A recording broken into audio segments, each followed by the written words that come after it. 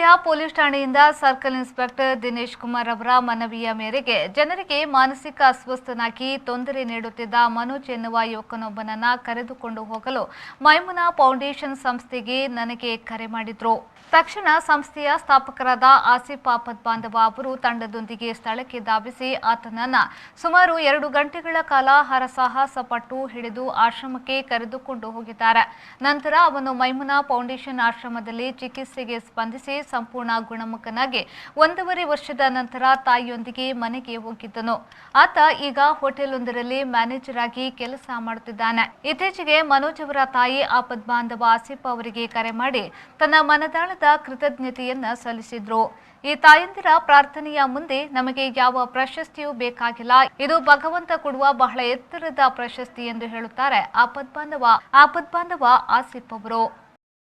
മനോജ് വന്ന് ക്ലാസ് ಮಾಡಿಸಿದ್ದೇನೆ ಪಲ್ಲೆ ಅದು ವಿಷಯಮ್ಮ ಇದೊಂದು ನಾನು ಹುಷಾರ್ ಮಲ್ಲ ಉಪಕಾರ ಮಾಡ್ತಾರೆ ದೇವರಿಗೆ ನೀನು ಎದ್ದೆ ಅಲ್ಪ ಮನೋಜ್ ಇತ್ತೆ ಓಲುಲ್ಲಿರು ಮನೋಜ್ ಇತ್ತೆ ಪೂನಾಡುಲ್ಲಿ ಓ ಇತ್ತೆ ಮಾನು ಎಂಕ್ ಫೋನ್ ಮಲ್ತಪ್ಪ ಎಂಕ್ ಭಾರಿ ಸಂತೋಷ ಅಂಡೆ ಎಂಕ್ ಭಾರಿ ಸಂತೋಷ ಅಂಡ್ ಬಂಡ ಆ ಇನಿ ಒಂಜಿ ಮ್ಯಾನೇಜರ್ ಆದುಲ್ಲೆತ್ತ ಅಂದಂದೆ ಈರ್ನ ಪ್ರಾರ್ಥನೆ ತುಲೆ ಇನಿ ದೀನಿಕಲ್ ಒಂಜಿ ಕುಟುಂಬಕ್ಕೆ ಆಧಾರ ಆಯ್ಜನ ದೇವರನ ಲೀಲೆಯನ್ನು ನಮ್ಮ ದಾಳ ಮಲ್ಪರ ಆಯ್ ಪೂರಾ ದೇವ ನನಾತೀರೆ ನೆಡ್ಡೆ ಅಲ್ಪ ಆವಮ್ಮ ಇದಕ್ಕಿತ್ತು ಓಲುಲ್ಲಾರು ಎಂಗಳು ಹೌದಾಳುಲ್ಲ ಅವಲೇ ಉಲ್ಲಾರ ಅವೇ ಇಲ್ಲದೆ ಅವೇ ಇಲ್ಲಡುಲ್ಲ ಅಂದ ಮದ್ಮೆ ಅಲ್ಪ ಅಂದ ಇದುಲ್ಲೆ ಮಲ್ಪಲೆ ನನ್ನ ಮದ್ಮೇಲೆ ಕೊಡು ಎಂಗೆ ಫೋನ್ ಮಲ್ತಿ ಮರಣಿಯವರು ಎಂಗೆ ಭಾರಿ ಸಂತೋಷ ಅಂಡಿ ಯಾನ್ ಅದಕ್ಕನೆ ನಮ್ಮ ಬೆದ್ರದ ಸರ್ಕಲ್ ಇನ್ಸ್ಪೆಕ್ಟರ್ ದಿನೇಶರೇ ಫೋನ್ ಮಲ್ತಿ ಪಂಡ ಆರತ್ತೆ ಲಾಕ್ಡೌನ್ ಟೈಮ್ ನಮ್ ಪಂದಿ ಮಾರ್ಚ್ ಲಾಕ್ಡೌನ್ ಅದಗ 2 ವರ್ಷ ಪಿರ ಒಂಜಿ